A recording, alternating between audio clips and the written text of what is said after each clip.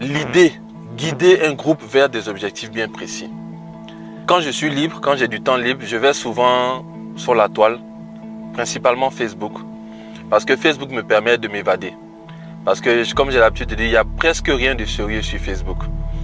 Mais de temps en temps, il y a des trucs quand même qui peuvent être percutants, qui peuvent être pertinents. Comme ce monsieur que j'ai découvert sur la toile, c'est quelqu'un que je connaissais déjà, mais je dis découvert parce que j'ai découvert un aspect de sa personnalité qui jusqu'ici m'a échappé. C'est un ancien sportif de haut niveau et qui aujourd'hui occupe un poste très déterminant dans le sport africain. C'est un monsieur que je connais pour ses prouesses sportives et puis pour son humanité.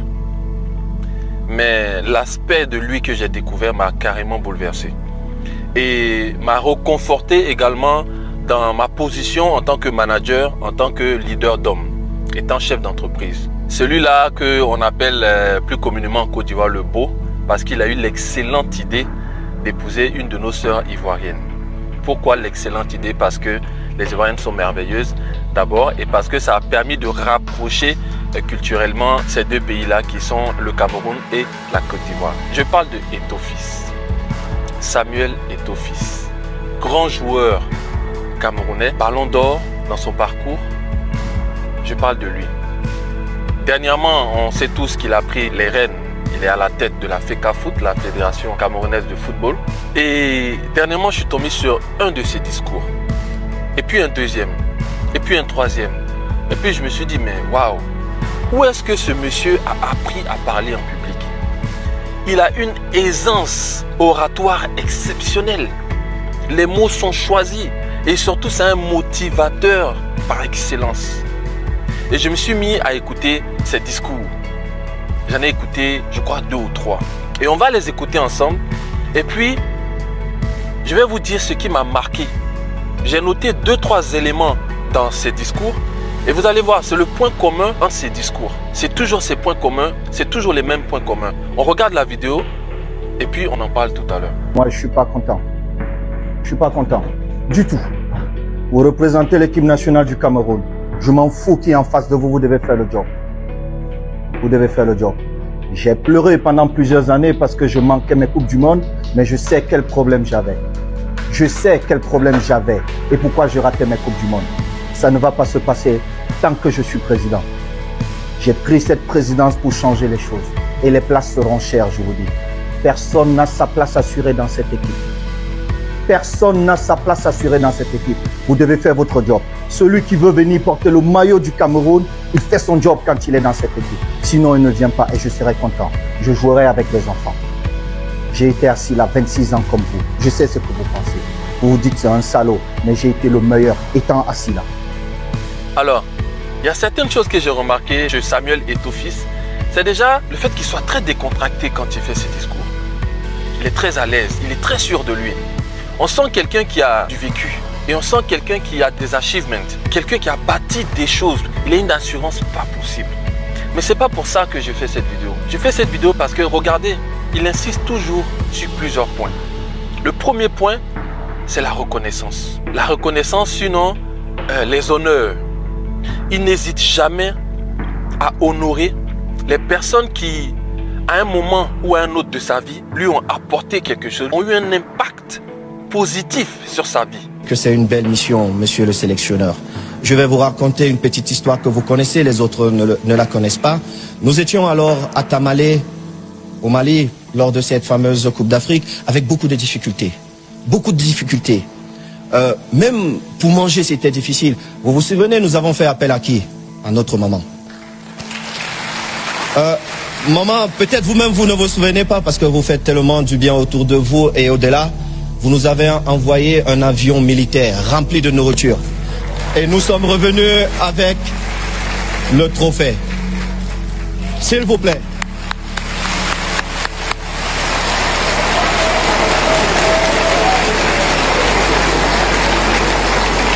Monsieur le sélectionneur. Il n'hésite jamais à les honorer publiquement. Ça, c'est la première chose. Parce que très souvent, on a l'habitude de jeter la pierre au leader, de jeter la pierre à celui qui est devant, ou de jeter la pierre aux autres. Et on ne prend pas assez de temps pour se dire que Honorer une personne qui nous a fait du bien à un moment donné de notre vie, c'est s'attirer des bénédictions. Qu'on croit en Dieu ou pas. On croit tous au divin. On croit tous à la loi naturelle, sinon à Dieu. Certains l'appelleront Dieu, certains l'appelleront les lois naturelles, ou les lois spirituelles, ou la spiritualité. Peu importe. La loi de l'honneur, c'est quelque chose qu'il utilise énormément. Tous ceux qui ont marqué son parcours, tous ceux qui ont apporté, qui ont semé quelque chose dans sa vie à un moment donné. Et ce qui est intéressant, c'est qu'il n'est pas en train de dire que ces personnes sont parfaites. Écoutez bien ce que je vais vous dire. Un jour, j'ai rencontré quelqu'un qui a changé le cours de ma vie. Et je sais que votre présence aujourd'hui changera la vie de ces champions. C'est son Excellence, Monsieur Albert Roger Mila. Roger, je pense que lors de mon premier ballon d'or, reçu ici à Yaoundé, je t'avais surpris avec la paire de chaussettes que tu m'avais donnée alors que je n'avais que 13 ans. Cette paire de chaussettes a changé ma vie. Je suis né pas loin de Mvogada, j'ai grandi pas loin de Newbel. Imaginez la suite qui était réservée à cet enfant. J'étais destiné à aller en prison. Ça, c'est vrai. Mais ma rencontre avec Roger m'a bouleversé. J'étais avec mon feu père.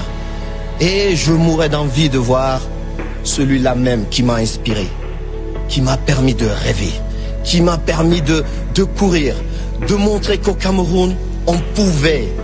Et Roger, je profite pour te dire merci. Merci d'avoir été celui-là qui a changé le cours de ma vie. Non. Elles ne sont pas parfaites. Elles sont peut-être pires que le plus imparfait des hommes. Mais il n'en fait pas mention. À la limite, il s'en fiche. Il se concentre uniquement sur le bienfait qui lui a été fait, sur la semence, la bonne semence qui a été semée dans sa vie. Aujourd'hui, vous verrez des employés quitter un patron et lui jeter la pierre. Vous verrez des disciples, des chrétiens quitter une église et jeter la pierre au pasteur. Pareil dans toute organisation humaine. Quels que soient les défauts du maître, il reste le maître. Il reste celui qui a quelque chose à nous apprendre. Et figurez-vous bien qu'un maître sème toujours quelque chose en vous. Alors quand vous lui jetez la pierre, vous crachez sur ce qu'il a mis en vous. Et ce qu'il a mis en vous, pourvu que cette chose soit positive, vous ne l'utiliserez jamais. Parce que vous avez déjà jeté la pierre à l'initiateur même, à celui même qui a semé cette chose en vous. Ça, c'est la première chose. On va faire cette vidéo assez courte. La deuxième chose que j'ai remarqué chez Samuel Auté-Fils dans ses discours, c'est qu'il n'hésite jamais à motiver son équipe avec la dernière énergie. J'ai joué avec lui. Avec lui, ils ont été quelques fois avec moi. Bill et les autres. J'ai toujours été le meilleur parce que j'ai cru que je suis le meilleur. J'ai été convaincu que je suis le meilleur. Et chacun de vous est meilleur. Et maintenant, vous avez quelques finales devant vous. Et les finales, elles ne se jouent jamais. Elles se gagnent. Sachez que samedi, quand vous entrez au stade, c'est pour gagner. Les gars, chaque match, c'est une finale. Vous gagnez. Quand il parle, il vit ses discours. Tu sens que c'est quelqu'un qui n'est pas là pour faire dans la dentelle. Il met le paquet. Et la troisième chose sur laquelle je vais insister, et c'est ça même qui m'a motivé à faire la vidéo à plusieurs reprises, il fait comprendre à son équipe avec ses mots qu'ils ne sont pas indispensables. J'ai pris cette présidence pour changer les choses. Et les places seront chères, je vous dis. Personne n'a sa place assurée dans cette équipe. Personne n'a sa place assurée dans cette équipe. Vous devez faire votre job. Celui qui veut venir porter le maillot du Cameroun, il fait son job quand il est dans cette équipe. Sinon, il ne vient pas et je serai content. Je jouerai avec des enfants.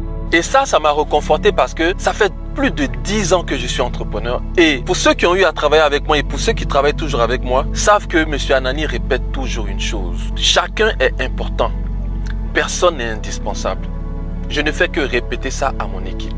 Moi, j'ai eu à occuper des fonctions importantes dans des entreprises. Aujourd'hui, je suis surpris quand je n'y suis plus. Et des fois, je me connecte sur la page. Je vois qu'ils existent toujours. Bose existe toujours. Les enceintes acoustiques avec le docteur Bose du MIT, Massachusetts Institute of Technology. Ils existent toujours. Pourtant, je ne suis plus là. Darty existe toujours. SFR existe toujours. Le McDonald's, pour apprendre l'anglais à Londres, existe toujours. Wilkinson existe toujours. Quel que soit l'impact que tu as pu avoir sur une entreprise, quand tu pars, l'entreprise continue.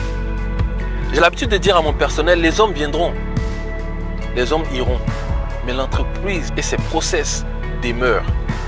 Chaque fois que j'ai l'occasion de leur tenir ce discours, je le fais.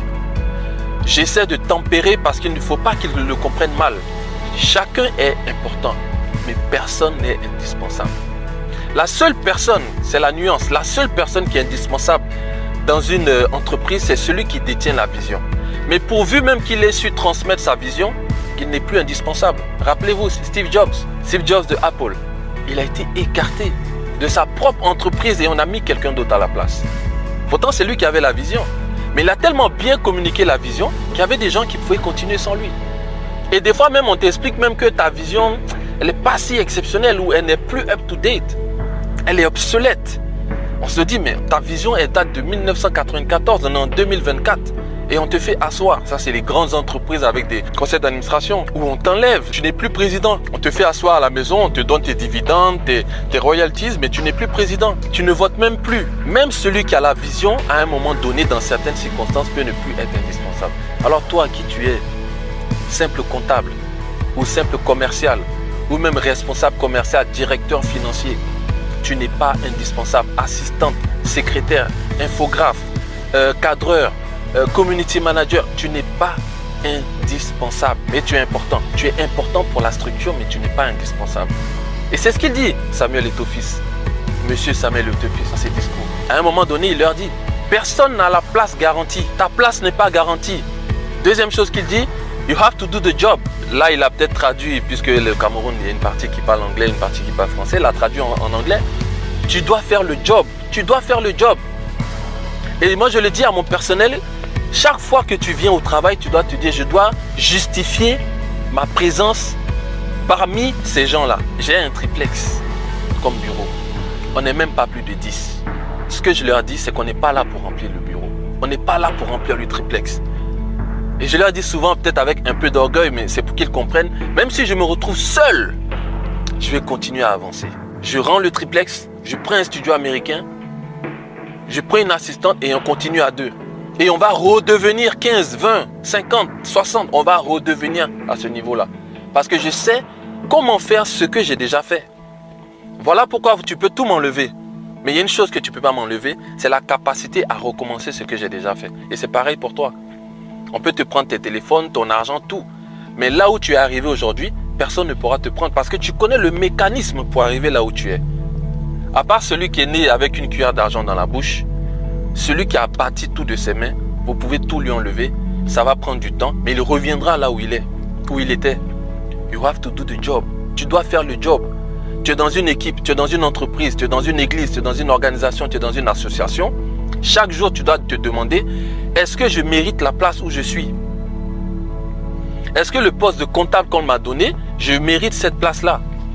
Est-ce que grâce à moi, la comptabilité de la structure dans laquelle je suis, l'organisation dans laquelle je suis, est propre? Donc, c'est de ça qu'il s'agit.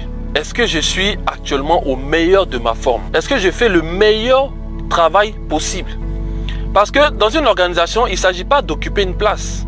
Il s'agit de justifier sa place. Parce qu'il y a des gens qui sont au dehors qui attendent. L'entreprise dans laquelle toi tu évolues, l'entreprise dans laquelle tu travailles, l'équipe dans laquelle tu évolues, le club dans lequel tu évolues, il y a des personnes qui rêvent de prendre la place que tu as. Bien sûr, si tu es dans le bureau ou bien si tu as une quelconque fonction dans cette organisation. Il y a des gens qui rêvent de prendre la place. Et il y a des gens qui sont plus compétents, qui pourraient faire un meilleur travail même que tu fais. Donc, tu dois te demander, ok, je fais partie de cette organisation, est-ce que je fais le meilleur travail possible? Si tu ne fais pas le meilleur boulot possible, tu pars. Et c'est tout le point de Samuel Eto'o dans ses discours. Et j'adore ses discours parce qu'ils sont en même temps forts en message et en même temps doux en caractère. Tu sens que lors de ses discours, tu sens qu'il est plein d'amour. 1, pour son pays. 2, pour le sport qui est l'outil par lequel il peut valoriser le pays. Et 3, pour les joueurs qui sont en face de lui. Bien évidemment, puisqu'il a été à leur place. Et il leur dit qu'après 26 ans, lui, il sait ce qui a manqué. Et c'est la raison pour laquelle on devient président. C'est la raison pour laquelle on prend le devant d'une organisation. Parce qu'on a un fardeau, le fardeau de changer les choses. Et qui mieux que quelqu'un qui a été à leur place peut les aider? Il connaît leurs difficultés. Il connaît le fait de ne pas s'entraîner dans des stades décents. Il connaît le fait de ne pas dormir dans des conditions décentes. Il connaît le fait de ne pas s'entraîner, de ne pas manger de façon décemment. Il connaît tout ça. C'est mieux qu'un aristocrate ou bien qu'un politicien qui va venir et puis qui va simplement par popularité ou bien par richesse devenir président. Il a été footballeur. Donc si on revient sur les discours de Samuel Eto'o-Fils, c'est ce caractère-là qu'il a, c'est la détermination qu'il a, c'est l'enthousiasme qu'il met dans ses discours, mais c'est également ces points précis sur lesquels il met le doigt. Vous devez faire le job. Personne n'a sa place garantie dans une organisation. Chaque personne est importante, mais personne n'est indispensable. Je répète ça depuis une dizaine d'années à mon staff. Je prie, je rêve, j'espère, je suis sûr qu'ils regarderont cette vidéo et qu'ils comprendront avec les discours en opposition que j'ai mis de Samuel Eto'o, ce que je dis n'est pas une aberration. Ce n'est pas un fruit de mon esprit, ce n'est pas une vue de mon esprit, c'est la réalité. Le management dit que nul n'est indispensable. Monsieur Nyepa Joël Anani dit chaque personne est importante, mais personne n'est indispensable. Tout le monde est remplaçable. Ce n'est qu'une question de temps. Si tu ne fais pas le travail, tu vas bouger. Quelqu'un d'autre va prendre la place et va faire mieux que toi. C'était Nyepa Joël Anani, jeune entrepreneur ivoirien, ancien membre de la diaspora, j'aime le dire, rentré au pays pour investir, entreprendre, gérer ses propres affaires, mais qui se met également à la disposition des membres de la diaspora pour les accompagner dans leurs investissements et surtout pour qu'ils réussissent leurs investissements en Côte d'Ivoire. Descends en barre de description, clique sur mon lien, sur mon agenda en ligne pour prendre rendez-vous avec moi pour que je consulte ton projet et pour que je puisse t'accompagner de la meilleure manière possible. Bien sûr, basé sur mes 12 années d'échecs et de réussite en Côte d'Ivoire. N'hésite pas également à rejoindre mes 2 groupes WhatsApp et Telegram, mes groupes d'opportunités pour bénéficier de toutes les opportunités sécurisées que je peux trouver ici à Abidjan et que je poste sur ces groupes-là. Si également tu as un terrain qui est vierge, tu veux faire les papiers, tu veux faire l'ACD, tu veux faire le permis de construire, tu veux construire dessus, que ce soit une clôture, une maison ou un immeuble. 2023, nous avons débuté la construction. N'hésite pas à nous contacter. On vous suit des documents administratifs jusqu'à la finition des maisons. Bien sûr, si vous venez également en Afrique, n'hésitez pas à nous contacter parce qu'on a pensé à avoir des véhicules avec agents de sécurité pour vous permettre de circuler en toute quiétude. N'hésitez pas à nous contacter. Nous avons déjà la flotte de véhicules, nous avons déjà les agents de sécurité. Que vous en vouliez un, deux, que ce soit un homme ou une femme, nous vous accompagnons de ces personnes-là pour que vous passiez le meilleur séjour possible en Côte d'Ivoire. C'était Nyepa Joël Anani. À la prochaine vidéo.